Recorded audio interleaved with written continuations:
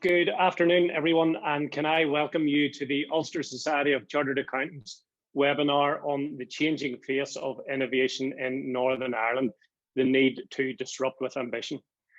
For those of you who don't know me, I am John Mathers and I convene the Accountants and Business Subcommittee. The subcommittee aims to ensure that the Society remains relevant to and supportive for Chartered Accountants working in business. And we aim to do this through a calendar of events and activities aimed at educating and networking. We have 110 registered for this afternoon's session, where Adrian Johnston, Director of Strategic Business Partnerships with Catalyst and previous Director of Operations for Digital Catapult NI, will provide an overview of some of the developments in the local innovation landscape and how Catalyst, along with others, are seeking to fuel economic growth here. As we have tried to do with all our webinars, we are keen to understand how the theory can be put into practice, and I'm really looking forward to hearing from Sonya Kerr, Head of Marketing and Strategic Communications at CATAGEN, as to how they have leveraged support from various stakeholders, including universities, funders, and government, to help address the global emissions crisis. We will, as always, have time at the end for your questions. So please do submit any that you have as we move through the session via the Q&A function on Zoom. I should also mention that the session is being recorded and a link to the playback along with the presentations will be circulated to all those registered. So just before we move into this afternoon's session, I wanted to give a brief plug for the Society's webinar on the diversity mark next Thursday, the 3rd of March, again at lunchtime. It will feature an expert panel of speakers, including, among others, Jill Michael, Talent Manager at NL Goodbody, and Jenny Moore, Employment Lawyer at Danske Bank. The speakers will take us through the important topic of diversity and inclusion and the benefits of having this externally accredited. Full details are on the Society website, and I would encourage you to consider registering. Now, moving back to this afternoon's session on innovation, I would like to first of all introduce Adrian Johnston MBE. Adrian has 20 years of technology leadership experience heading the data science and analytics team at Seagate Technology before moving to Director of Operations with Digital Catapult in 2018. He has recently taken up the role of Director of Strategic Business Partnerships for Catalyst NI, and his experience and passion is in enabling local SMEs, tech innovators, corporates, and the public sector to adopt emerging tech to enhance productivity, growth, and ultimately to benefit the wider economy. Adrian, I'll pass over to you. Thank you very much, John, and thank you for your kind invitation to join the team here today. And thanks for the introduction. I couldn't have said it probably better myself. So I'm delighted to actually be here today with the team that we can talk about the changing face of Northern Ireland innovation. And I suppose if there's one message after all of my rambling today, if there's one message that I could leave with everybody, is that the innovation landscape is changing extremely quickly. And what we want to do as Catalyst and the innovation ecosystem in Northern Ireland is help companies to innovate just as quickly and to innovate quicker to avail of the opportunities that are coming down the line. And Sonya will talk about some of that in a second. The last 3 years have seen massive change, and we'll discuss here what's driving that change as well. So I'll just start by giving a little bit about Catalyst, if I may. Some members may know Catalyst, some may not. Catalyst actually is an independent not-for-profit organisation who have developed an innovation community really around entrepreneurial ecosystem, but also right through to scale-ups, SMEs, and large multinationals. And what we do is we put our surplus from a diverse property portfolio that we have back into the ecosystem to support programs and interventions which will drive innovation growth across Northern Ireland. We have a large number of programs which we run to do that. We have mentors, and you can see on the right-hand side, with 570 mentors who provide pro bono support. We have programs which run across looking areas of venture capital and investor access. We have skills programs right through from schools, through a program called Generation Innovation and Catalyst Schools. And we also provide some research support, which again, I'll give an example of at the end of the presentation, just around some of the research support that we provide to industry and connecting industry and academia to drive accelerated innovation. We have 2,700 technology-focused professionals who work on our campuses every day. and we engage over 900 entrepreneurs every year in developing new product services companies and helping them scale. The locations, and many of you might have been and hopefully have been, and if not, I would be very welcome to welcome you to one of our centres at any stage. We have quite a large presence in Belfast in the Titanic Quarter. We have a presence in Derry, Londonderry in the northwest, and we also have a presence in Ballymena, and we do have engagements right across the border, which is becoming even more important post-Brexit, post-regulatory environment type activity in the future. So we've quite a reach right across Northern Ireland. You'll see that with the companies that we work with. I just put here one of the communities, and it's a very interesting community because what we've got is from one-person startups and entrepreneurs scaling right through to SMEs right up into large multinationals. And you'll see some household names here on our community page, the likes of NVIDIA, IBM, Microsoft.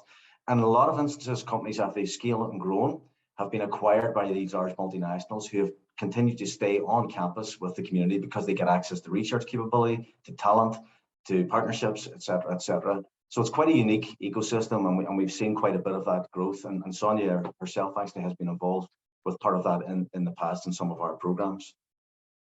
What I've put here is the innovation landscape, because certainly over the last 3 years, and a lot of the messages that I would have heard in the last 5 years is, you know, the innovation landscape is extremely complex, and it is extremely complex. And in fact, it's getting even more complex as things start to accelerate. And this isn't an exhaustive list that I put on here, but you'll see based on different priorities, whether it be UK government, whether it's the Northern Ireland Executive, if it's an all-island research agenda, if it's European funding, if it's international relationships, the priorities have driven a lot of different programs to come online, whether it's levelling up through UK government, if it's the region city deals through Belfast, Area and Strabane District Council, if it's some of the new EU funding or the replacement of EU funding, or even UKRI and Innovate UK, which is being driven by levelling up ambitions by UK government, there are a lot more organisations starting to derive support into the region. And that's making the innovation landscape even more complex. So when the system was complex, it's becoming even more complex. And what we want to do as a broad ecosystem is ensure that organisations such as your own and members of your own organisations can identify what funding opportunities exist, what are the right funding opportunities for you as an organisation, what are the right programmes, what are the right relationships and collaborative opportunities to take on board, and to be able to do that quicker. And that's what we hope to do through our own ecosystem in partnership with other organisations. What we do in terms of partnership, and when I look at fueling growth, and hopefully many people on the call will be aware of Innovation City Belfast. And Innovation City Belfast is a way that large innovation operations within the greater Belfast region, such as Belfast City Council and the work that they do, Belfast Harbour, the 2 academic institutions, Ulster University and Queen's, and ourselves of Catalyst, have come together and committed to delivering, ambition, delivering on collaboration, which ultimately will ensure the optimization of the Belfast region city deal. So that's going to be £1 billion of investment, both in terms of government and private sector investment over the next 10, 15 years. So what we want to do is ensure that there's collaboration across how those programs are developed, and ultimately reduce the complexity of that, and ensure that organizations potentially such as your own can avail of the opportunities that will come through that. And I'll talk in a second about what the opportunities are that are starting to appear through the Belfast region and the Derry City and Strabane District region deals. What I've put up here, and many of you may have seen this already, but what's driving the vast majority of change in Northern Ireland at the moment is the Department for the Economy's 10x economic vision. And what that is ultimately looking at a very ambitious plan. When it's 10x, that's the ambition that we get to 10x. We don't take it as a literal number, but it's the ambition that we can scale over the next decade a 10x increase in innovation in Northern Ireland. So a 10x increase in the amount of deep tech research which is being conducted, the commercialization of those products, and GVA, productivity, employability, all on a mass scale. There's a huge body of work done last year. And what we found is that the Department of Economy have came out, and you see on the left-hand side the different types of technology that are pertinent to the 10x economy. So things like virtual production, which is based off the screen and media industry within Northern Ireland and the strengths of that. So you'll see that starts to drive. You look at advanced manufacturing, so you see areas such as advanced composites and robotics, which are also strengths within Northern Ireland, and how they should be scaled and grown. And on the right-hand side, you'll see the benefits that are trying to come out from this. And you'll see what I would draw your attention to is technology and clusters. So how do we ensure that there's not disparate types of activity which are ongoing across Northern Ireland, that it's actually clustered? And I'll talk again in a second just about what a cluster means and the component parts of clusters and maybe how you can play a role in those clusters. But if you develop the clusters and the activity, you also have to ensure that there's a development of talent in the talent and skills pipeline. You have to ensure that there's appropriate funding, and the challenge calls and the funding calls are designed to enable access to it from very diverse companies. There has to be a place focus on it, not just within Northern Ireland, but sub-regionally within Northern Ireland, and build off the strengths across the region. And nearly more importantly, diffusion. So when people talk about innovation, they think about high-level research and how that can be applied across various different opportunities. But as John had said at the start, it's about diffusion and disruption. So how can we ensure that the technology and the advances that are being made and cutting edge technologies can be dispersed across other adjacent sectors that might not necessarily innovate in those areas?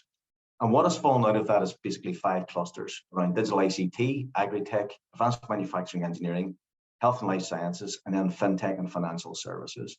And 3, which are really homing down on at the moment, very key priorities for Northern Ireland, are around fintech and financial services, health and life sciences, and the health and life sciences, fintech, and medtech as the 3 different clusters, which are really getting the focus at this moment in time. When we look at the slide two ago, when we talked about Belfast City Region deal, what's really coming to the fore at this moment in time, and that I would encourage everybody to get involved with in terms of how these programs are developed. When you look at how clusters are developed, we develop the infrastructure, you put the challenge calls in place, you identify what the grand challenges are, you start to develop the mission calls for that, and then you put the challenge funds in place. And the Belfast Region City Deal has a digital innovation pillar within the Belfast Region City Deal, and they have 5 objectives associated with it. And what I would draw your attention to, which is the key thing for all challenge calls at this moment in time, is that government can become the customer of innovation. So number 4 there, you see that any types of innovations is very common across all innovation landscape at this moment in time, that any innovation challenge funds will tackle societal, economic, and environmental challenges, because that's exactly where we're starting to see the disruption. If you think about disruption, there's maybe 3 core elements of disruption and innovation: environmental, technological, and political. And we've seen all of those over the past 5 years. If we see environmental and net zero, again, Sonya will talk about that. Technological around AI, and you see the disruption AI and data is having in medical devices, or even political. So the opportunities that come about from Brexit and COVID and types of issues. So the Belfast Digital Innovation Pillar will be looking at leveraging those types of disruptions to deliver innovations around digital research and innovation, and which will be in line with UK and Northern Ireland political ambitions. This is just a smaller piece because I'm sure, and if everybody hasn't heard about it, we can provide a lot more detail around this, but Belfast City Council are planning to develop a Belfast Smart District. And the Smart District you can think as pretty much a living lab or a test bed where new innovative solutions and can be tested as part of this. So the investments in the test bed and capabilities will be put into this Smart District, which will be open up for access for others to innovate on, whether it be new products or services. So you can see how this could be really important for environmental. So if you're looking at monitoring pollution levels within the city centre, developing technological solutions around that. If you want to look at mobility and how people move around a city, if you want to look at smart cities and transport, et cetera, this becomes a really key element of the work that we've done around the Belfast Region City Deal. And as part of that, there are 3 component parts, and you see them on the left-hand side. There's a £55 million mission-oriented challenge fund. That will be a mixture of a few things, which is around grant funding, around challenge funds, and even access to some equity funds. And that's a £55 million fund, which will look at advances of data, AI, but predominantly focused around those sustainability, health, and well-being challenges. There's a £40 million investment in digital enabling infrastructure, so opening up the access to data, which is a huge advantage for innovation, but also providing the digital infrastructure like advanced wireless, so 5G into the Smart District, which again will open up huge amounts of innovation opportunities, whether it's around transport or logistics or health and life sciences. There's lots of opportunities to avail of that funding as well. There also will be then a £25 million regional hub, which will look at skills and development, again, around advanced manufacturing, creative industries, but opening up this talent and skills pipeline. And what I would say about this is the timing is perfect to get involved with this, because the first program will go live before the end of this financial year around the challenge funds. And actually what the council will need is industry to get engaged to define what those grand challenges are, the missions are, and therefore what the challenge funds will be attributed to. So the timing is extremely well timed for this. I'm also just going to highlight the Derry City and Strabane district deals, because I'm sure many members are across the whole of Northern Ireland. This will be a £250 million challenge fund or investment into probably 3 core areas. And you can see the component parts on this slide, looking across a number of different functional areas, but it's mostly around innovation, digital and health. Again, building off the new entry medical school, which has been located in the Northwest. Regeneration, tourism and renewal, and then skills and employability. And I would draw your attention to probably key pillars within the health and life science and innovation digital health piece there, which is around CARR, which is the Cognitive Analytics and Research Lab out of Ulster University, looking at open data and application of AI. There's Thrive, which is smart health and smart medical devices, which links into some of the Belfast region city deal activity as well. But you'll also see then the opportunities through that investment to look at things like smart farming, smart buildings, smart transportation and environmental issues. So there's a huge amount of opportunity, and this is probably very much at its infancy of development around the strategic business case.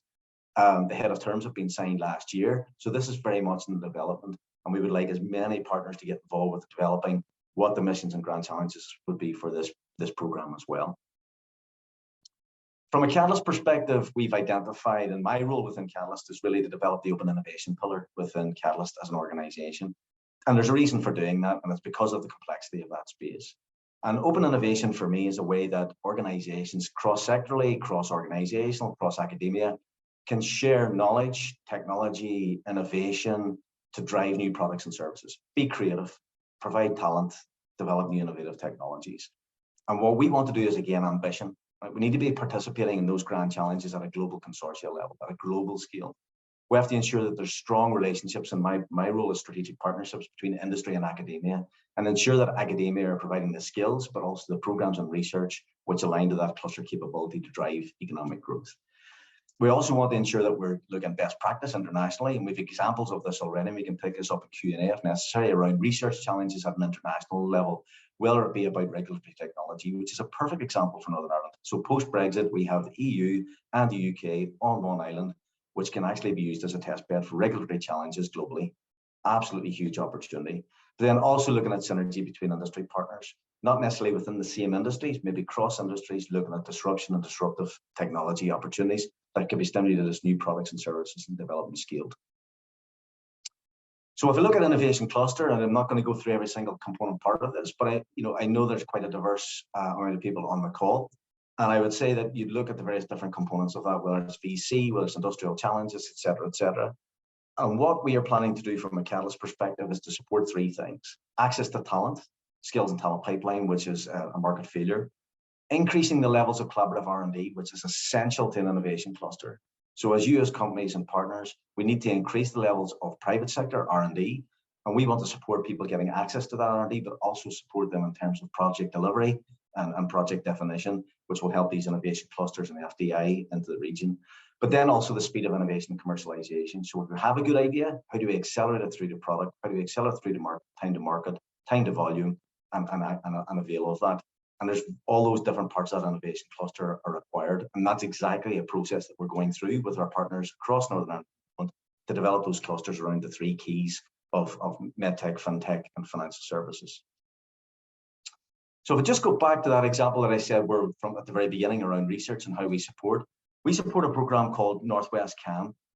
And Northwest CAM is a research project where we've worked with 4 key 16 projects across 4 academic partners across the UK: University of Glasgow, LYIT and Letterkenny, LY Sligo and Ulster University, looking at advanced manufacturing capabilities within the health and life sciences industry. And we've generated 16 different projects, proof of concepts as part of that program.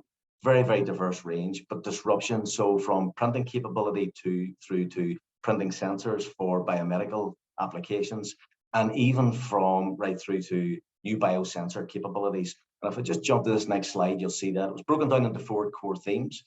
But the likes of Causeway Sensors, for example, who got access, we matched their need to the academic excellence within the University of Glasgow to develop new biosensors. And Causeway Sensors are now part of a Strength in Places bid, which was successful with Seagate Technologies, looking at next generation photonics digital devices, which is a £64 million programme. So Causeway Sensors have gone through that innovation pipeline at scale to a point where they're developing new products and services in tandem with Seagate Technologies here in the northwest of Northern Ireland. Really key capabilities. So what we do is we identify what the industry need is, we identify where that matching academic excellence exists, and then we develop the project and support the development of that project through the lifetime of it over the past 4 years. And just finally on this one, again, as I said at the very beginning, the timing is perfect for what we're trying to achieve here in Northern Ireland, but we need to move quickly. And we would encourage anyone in every organisation interested in innovation, and we do need to innovate, to get involved. We know what the global opportunities have been. We've evaluated that already against the Northern Ireland capability. That's what 10x is. That's what the city needs are. We're looking at our unique value proposition, but what we need to do is look at what's our unique value proposition right across sectoral in Northern Ireland, where the disruption could occur. And I would really encourage you to get in contact with ourselves or partners. We can put you to the right partner within Belfast City Council or within the academic institutions, etc. Very, very happy to do that. And once we identify that, we develop our clusters. What we will be able to avail of, and we're seeing examples of this already, is global partnerships, which open up new markets for you as businesses, new opportunities, collaboration opportunities, and economic growth for the rest of Northern Ireland. So I will leave that here at this moment in time, but I very much welcome the opportunity to answer some of your questions and answers when we get to the end of the presentations. But thank you very much for listening, and thank you very much for your time. Oh, super. Thank you very much, Adrian. I think the challenge for us is there's so much going on. There's so much out there, and it's changing so quickly.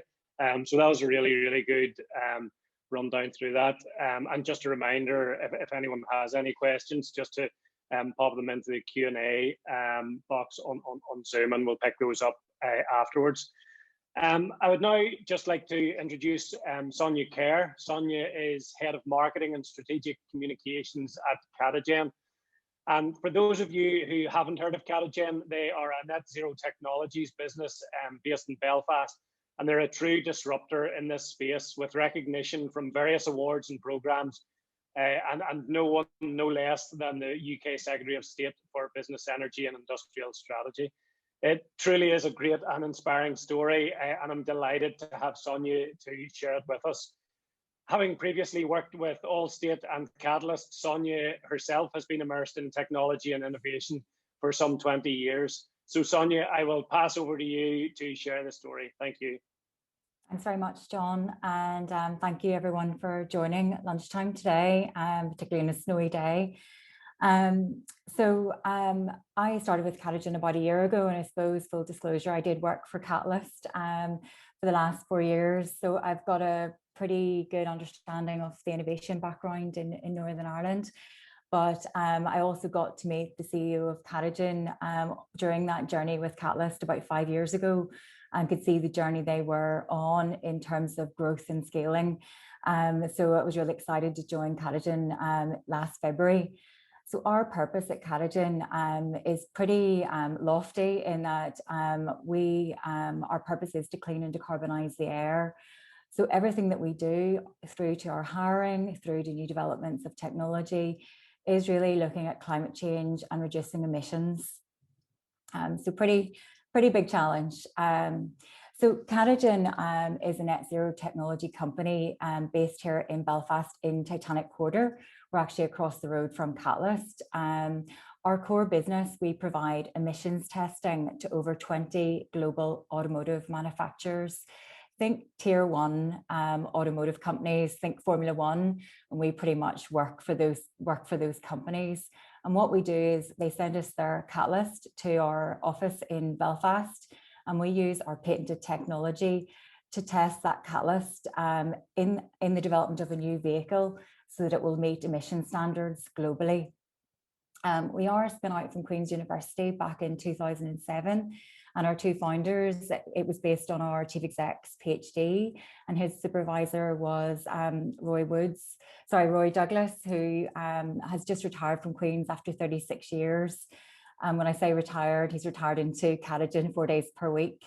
So we have deep domain expertise in emissions and catalysis in catalytic converters. our patented Omega technology, there's nothing like it globally.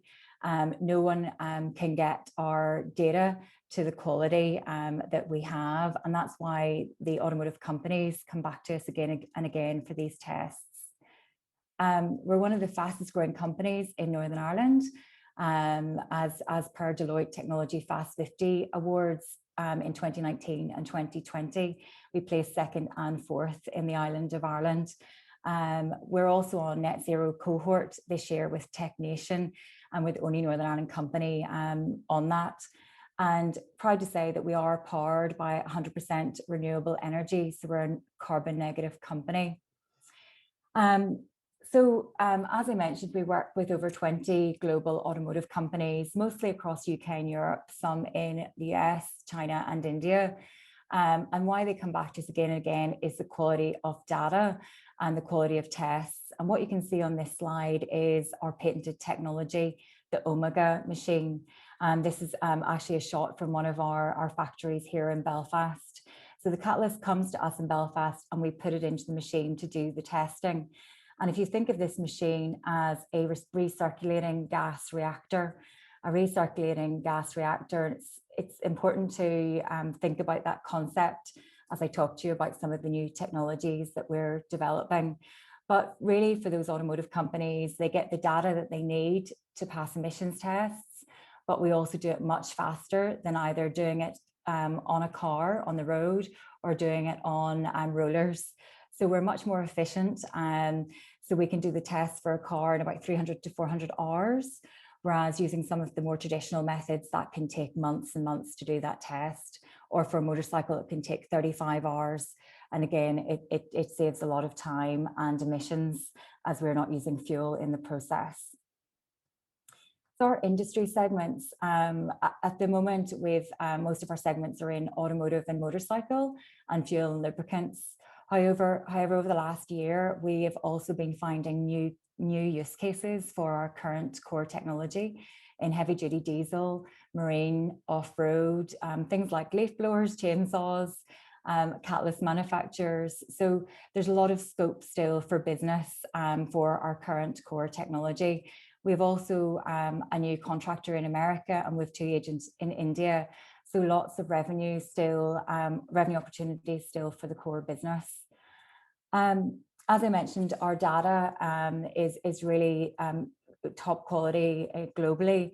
So we're actually approved by 2 regulators, in the UK, the Vehicle Certification Agency, and in Europe by A+ IDIADA. But we've also supported vehicle manufacturers globally to pass emissions tests in India, in China, and in America through EPA and CARB, California being one of the toughest regulators to get past globally. So, that's quite a lot of kudos for us. We're also working on a joint research project with the European Research Centre, and that's regarding new legislation that will impact all of us if we drive vehicles in Europe over the coming years. So as I mentioned, we are powered 100% by renewable energy, and to date, through our clean process, we've displaced over 1,200 tonnes of CO2. That's equivalent to about 268 people's emissions and nearly 60,000 trees. So everything we do comes back to that purpose of to clean and decarbonise the air. But really, I'm here to talk about innovation and how the company is looking to the future and what we've been working on over the past year or two. And I suppose what attracted me to come work at CATAGEN as well. So CATAGEN, we would see ourselves as being a market-led rapid innovation company with deep domain knowledge and expertise in emission standards and what's happening globally. To the right, you'll see some photographs from COP26. Our CEO, Andrew Woods, was over speaking at a couple of events, including at the Arctic Base Camp. And I was over at an event with Deloitte as one of their, Fast 50 companies in Ireland. But I think what really spoke to us at COP26 is the fact that, no matter where you live, everyone is now impacted by climate change and the temperature rising that we see. So we have been very innovative over the last year, busy patenting. We haven't really launched some of the technologies that you're going to hear about today. But how have we done this? So we had one of our best revenue generating years before COVID, and we're slowly getting back on track this year. So we're doing pretty well. We're bringing in new leads to the core business, and a big contract, one of the biggest contracts we've had to date. But how did the company start? So initially we were funded through obviously Invest NI and the grants that are available there, through a little bit of angel funding and through commercial sales. So we got customers. Our first customers were in the US and France. And we actually used to sell the complete machine into them before the business model changed, where we now ask automotive companies to send their catalysts here to Northern Ireland. But it wasn't until we got funding from Innovate UK that the business really changed. We got our first 1 million of funding from Innovate UK alone to build our first real commercial machine. And now we've gone from 1 to 11 of these machines. And every time we build, we are making them more efficient from an energy point of view. And it's that efficiency which allows us to build some of the newer technologies moving forward. We were also the first private company in Northern Ireland to get a UCRI Future Leader Fellowship Award, and that's worth up to 1.25 million. And that's to support one of our senior engineers to work in the motorcycle market and develop a consortium of motorcycle companies to reduce emissions from their vehicles. Again, all of these awards are competitive, and I'm going to talk a little bit more about that in a minute. We then received our Sustainable Innovation Award from Innovate UK, and that's worth about 175,000. And in the last sort of a year to 18 months, we've received Innovate UK Innovation Support worth up to £1.7 million. And that has really helped us to scale and grow, to hire more people, both on the engineering side, but also to build the marketing and sales team so we can really drive the core business. It's also given us some breathing space to look at new technologies as well. And we feel that we are at a massive vantage point for net zero markets and technologies. So if you think of our key competencies that I've just talked about in terms of our knowledge around emission standards, our very energy efficient chemical reactor technology in the Omega machine, and the IP and patents that we already own, we're at an innovation level of around 8 to 9 for our current technology, but we can take that current technology and use it in the development of new net zero technologies. We were delighted that Kwasi Kwarteng, Secretary of State for Business, Energy and Industrial Strategy, opened our new Net Zero Technology Centre before Christmas.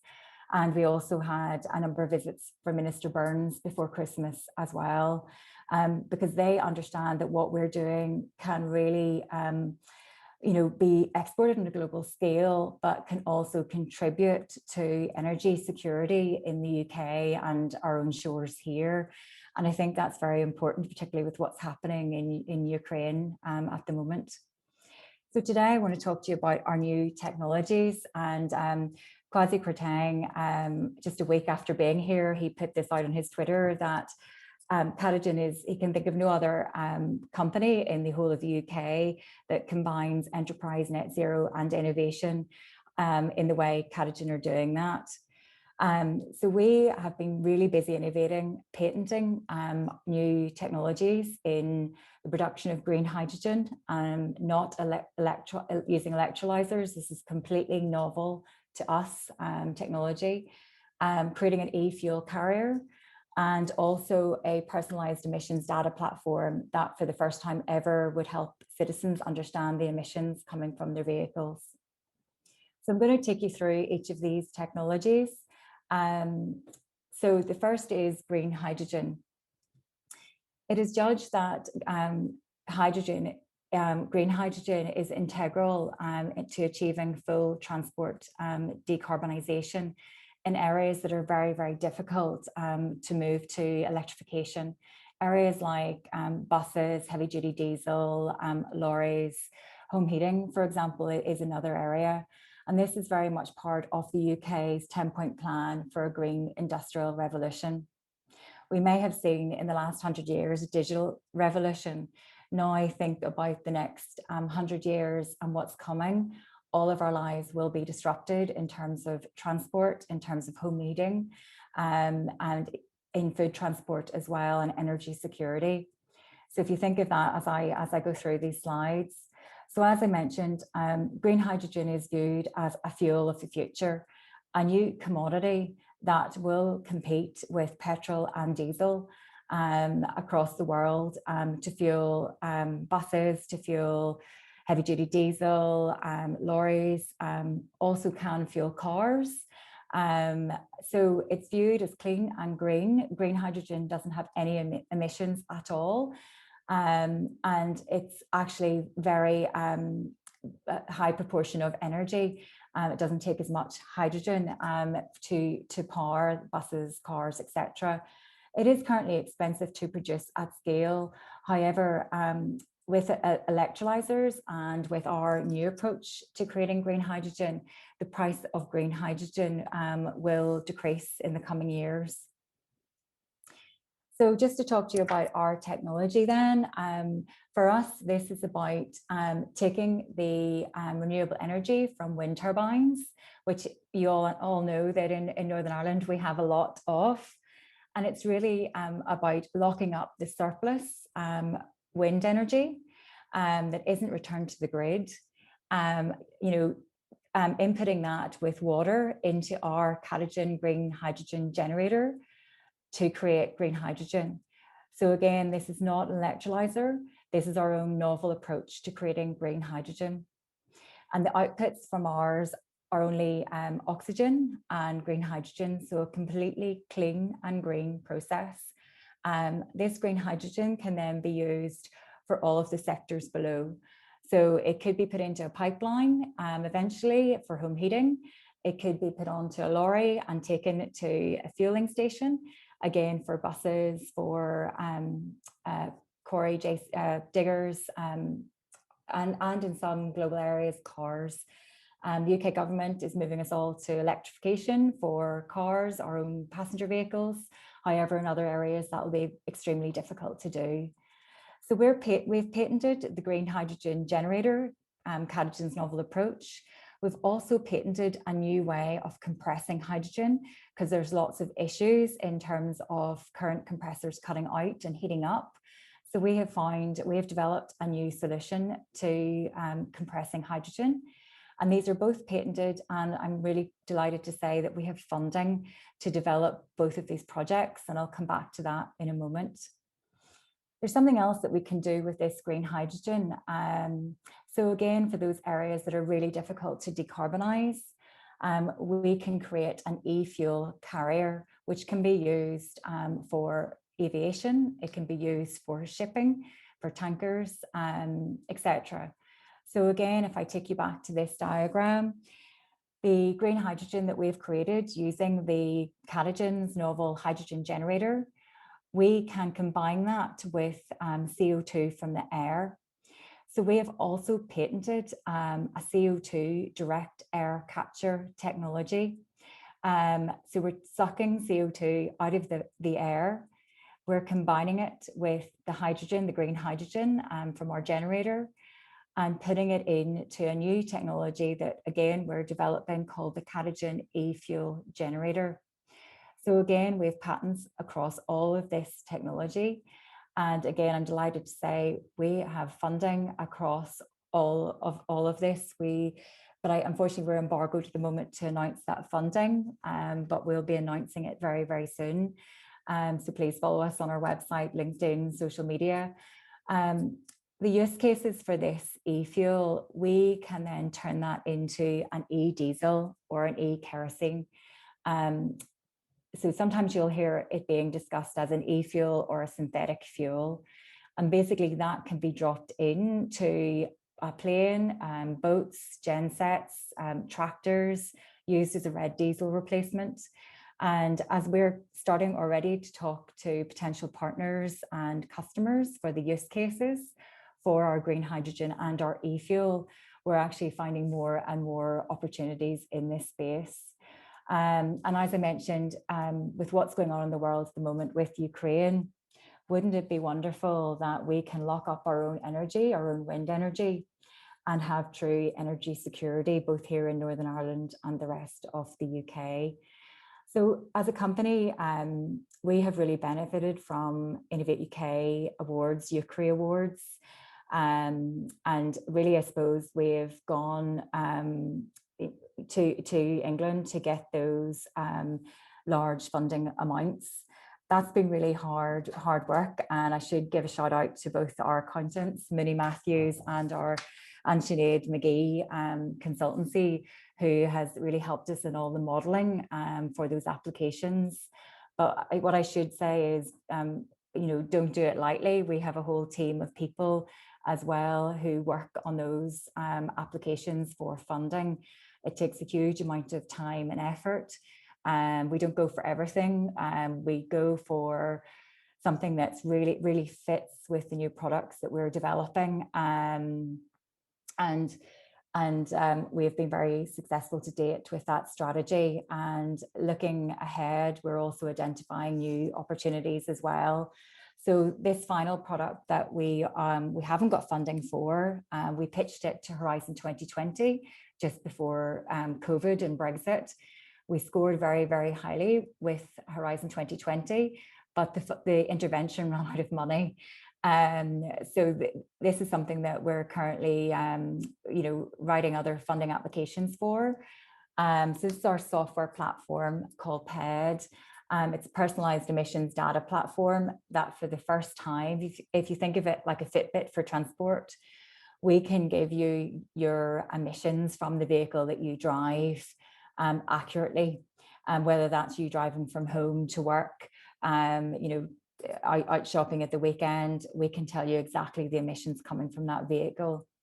And the idea of there's going to be massive behavior changes needed to get people to move to either an electric vehicle, to a hybrid vehicle, or to get to active travel, so bus, train, walk, cycle. So this app would then have additional elements in terms of, it could link to your Fitbit. So you've done more steps, you're not taking the car. We'd also work with local organisations such as TransLink Belfast City Council to offer incentives for people to use this app, and really encourage people to use the car less. As I said, we're passionate about cleaning, decarbonise the air. The benefit of this software application then is the data also that we'll get from it.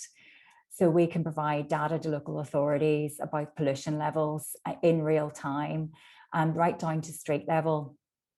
And again, coming and then educating citizens and general public on the emissions coming out of their vehicle and how they can reduce that. So I'm just conscious of time. So I'd just like to say thank you, and happy to take any conversation, any questions. Thank you. That was brilliant, Sonya. Thank you very much. As you were going through that, I was thinking, if we all got together to try and make up a story about commercializing research, I don't think we would have come up with as good a story as CATAGEN in terms of, a PhD at Queen's coming through into the commercialization, raising the funding, where you are at the minute, wrapping that all up in the topic of sustainability and carbon emissions. And like I suppose towards the end of your presentation, it drew out that you're only really at the start of this journey here with the e-fuel and the personalized emission data coming down the line. So amazing story, and thank you for sharing it with us. So look, we'll move on to our Q&A panel. We have a few questions in which I will pose to Adrian and Sonya. If you have any questions from the presentation, or if anything comes to your mind, pop them into the Q&A box. And if it's for either Sonya or Adrian specifically, just make that clear in the question. I'll maybe bring you back in, Adrian, with this first question. I think sometimes tech and innovation can be seen as being very London-centric. And you touched on the UK government's levelling up strategy. So I was just keen on your thoughts as to whether we will see tangible benefits from that levelling up strategy driving innovation in Northern Ireland, and if so, how are we likely to see that? You're absolutely right, John. Levelling up is a huge opportunity, and one of the things that came about from levelling up is that Northern Ireland is actually the lowest ranked region in the whole of the UK for collaborative R&D. And actually, while Sonya says, about Innovate UK funding and accessing Innovate, the likes of Innovate UK and UKRI funding, it's hugely competitive and it's a long process. You could be talking 9 months of a speculative process to try and get the funding at the level that Sonya's talked about. So for a predominantly SME-based economy in Northern Ireland, that's an exceptionally difficult thing to do around resourcing. So one of the big opportunities that we do have is city deals, because that will help build the capability of local organisations and companies to build their capability to apply for that funding. That's ultimately what we want to do with open innovation, is drive the capabilities within the industry that allows us ultimately to get to those scales of funding that Sonya's talking about, because that's where Sonya couldn't put it perfectly. She said that business really took off once you get that funding from UKRI, because it opens up funding, opens up partnerships. There has been a consortia, and it was led actually by the head of the civil service, Jane Brady, around levelling up over the last 18 months. And you'll see that the Northern Ireland executive and government now will put more of an emphasis around innovation. And there's a greater connectivity between UK Gov and Northern Ireland executive specifically around innovation, and we will see changes in that. That's being developed at the moment. That whole ecosystem is being developed at the moment, John. But you will see, and that's the importance around the clusters. It's exactly what CATAGEN done, what Sonya's talked about. Green growth is a massive priority for UK government. That's where the funding comes from. That's where the challenge calls come from. And what the city deals will give us is the ability to develop our own capability here to avail of those opportunities. So absolutely, John. And you'll start to see more research institutions have more of a presence in Northern Ireland, as well as part of levelling up. But we need to make sure it's all well aligned to the needs of the companies that are on the call. Brilliant. And just as you were going through that, Adrian, look, another question came in here, which I think is sort of teasing that out. And I think it's probably one of the difficulties that many of our members will find. This is a really, really complex area, and there's loads of different opportunities, but there's also loads of different schemes and different funding. And Sonya touched on, deciding what scheme do you go for and what's the right scheme to go for. So this question, I'll just read it out.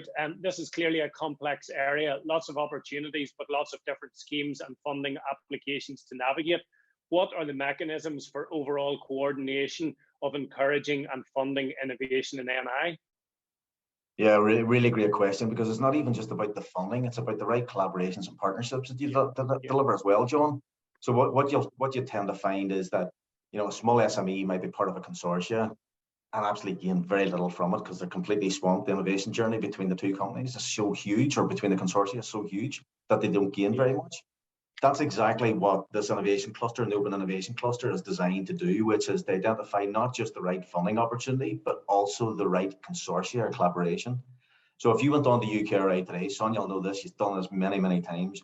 If you went on to look for a Green Growth Challenge Fund on UKRI, you could have multiple different challenge calls, right? Yeah. And then you'll have lots of documentation that you have to go through to identify, does it align to your objectives? Does your company have the right structure? Do you have the right consortia? It's a hugely complex journey to even get to that point to identify it. And that's what we want to do through open innovation. We want to be able to provide that's not service, but that guidance and coordination, just because that's the slow bit, getting on the innovation journey, and then the company can take on from there, and you see the acceleration that Sonya's talked about. So that's exactly, we're very happy to take that from any members and to work through that as well, John. I'm happy to have a conversation with anybody on that.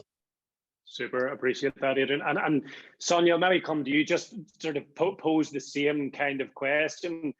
Clearly loads of different opportunities for lots of our members and our member organizations to go for, but almost, a fear of being caught in the headlights of all these different schemes and opportunities. And how do you distill them down to find out what's the one for you? Did you drive that through your people internally? Did you take on advisors? How did you manage that?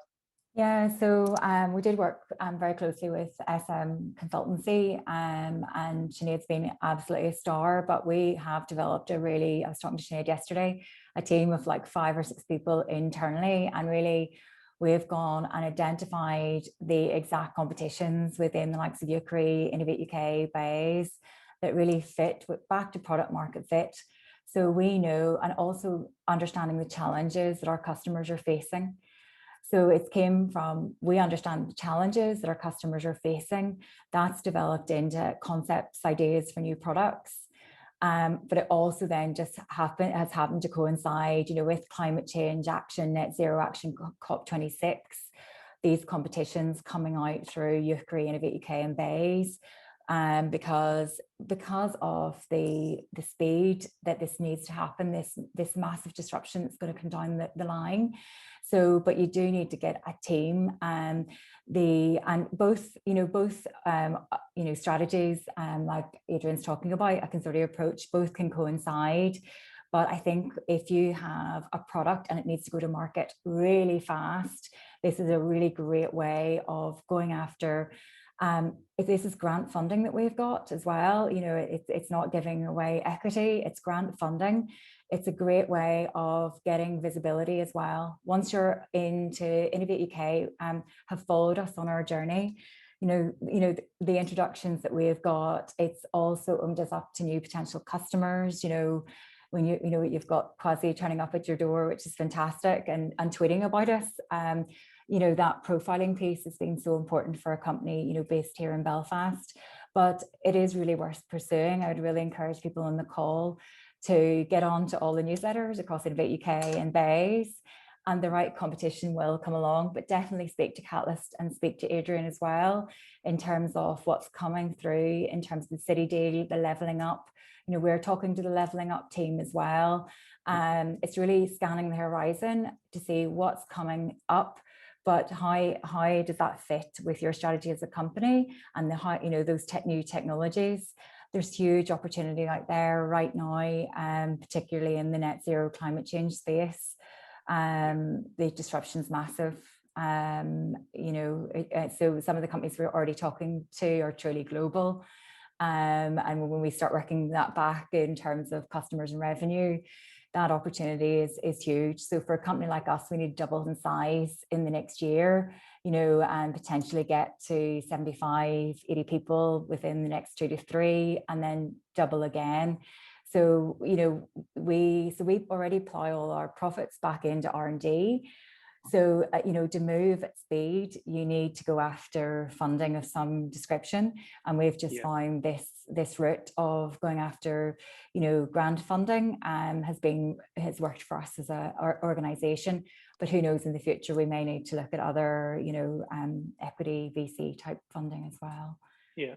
Brilliant. And I'm going to be a bad host here, Sonya. I'm going to ask a leading question, and I hope you take the lead that I expect you to take. Have you ever applied for funding and been turned down or failed, or it hasn't got there? And is there still benefit in going through a failed funding or application process? Yeah, absolutely. So I think the learning you get, I see our CEO here sending me messages going yes and yes. It's the learning. It's like building a concept that fails, a prototype that fails. These applications, they are an art, absolutely. And it was interesting when I was talking to one of my colleagues yesterday. She was like, "You need that challenge." So you need, on that funding application, you need 5 or 6 people all looking at it and challenging it. Because some of the moderators on some of these applications, you can have for anything from 3 moderators to 7 or 8 people judging that application, who know nothing about your technology. So all I want to know is there a market, and is this viable? So it's really having to come outside of the technology and showcase the business case, which obviously is where accountants come in very, very well, John, in that space. Yeah, super. No, I'm glad you picked up on that, because I think there's a risk from the accountants here, from our side of the house, that the be all and the end all here is getting the funding, and if you fail in that, then it's a huge resource that's been paid, but actually the experience of it and the profile that can get to the business sometimes can be useful for the next process. Adrian, I'm going to come to you for this next question. I suppose, look, I said whenever Sonya had finished her presentation that I think the CATAGEN is an awesome example of commercializing research and PhD, but that might give our members an impression that this is all for new start entrepreneurial, new ideas, new companies. And I was just conscious in terms of one of the slides that you had up, you had the different industrial partners, and I noticed, you know, a couple of companies on there, the likes of Armstrong Medical and the likes of Denroy, I suppose established companies. So look, I was just keen for a comment on, is this just for a new start business with a new idea and take that forward, or are there opportunities in here for established businesses to avail of innovation? Absolutely, it's right across the whole gamut there, John. The way I look at it is innovation's all relevant to where you are in your innovation journey. So, like, you know, Sonia's talking about UKRI funding. That's you know, the difficulty with some of the UK-based funding like UKRI is it has to be high-end research. You know, it has to be cutting-edge research, and not every industry needs to do that. And innovation doesn't need to be on a product basis. It can be on efficiency within a business. It could be business processes. It could be a slight application or disruption. And we've seen that happening across large companies, small companies, single company SMEs. You know, right across. You look at even the likes of advanced manufacturing and manufacturing 4.0 and what's going to come through with CEDRA, the Centre for Industrial Robotics, and AMIC, Advanced Manufacturing Innovation Centre, the two city deals. That's going to be about the application of technologies to make manufacturing processes more efficient, more productive, more streamlined. You know, the use of digital twinning capabilities, digital twin technologies, the applications of AI within a business. They're all innovations. Now, they're not innovations, let's be honest, they're not innovations that you would get UKRI funding for, but there's certainly innovations that you will get funding from challenge funds in the Belfast City region deals and the Derry City region deals, and other funding streams. And again, that's where we can help signpost you to where the right innovation, where the right pocket is, and maybe even what the right consortia for you might be. Brilliant, thank you. Sticking with you, Adrian, I'm a very bad accountant. I was trying to total up, as you went through your different programs and Sonya went through hers, I was trying to total up all the amounts of the different schemes. I don't know what it was, but the Smart District, the Belfast Smart District deal was 120 million, Derry and Strabane 250 million, Sonya, CATAGEN had raised 3 million from Innovate UK. This sounds like a lot of big numbers here. So I suppose what I was keen to ask was, how do our member organisations get into that?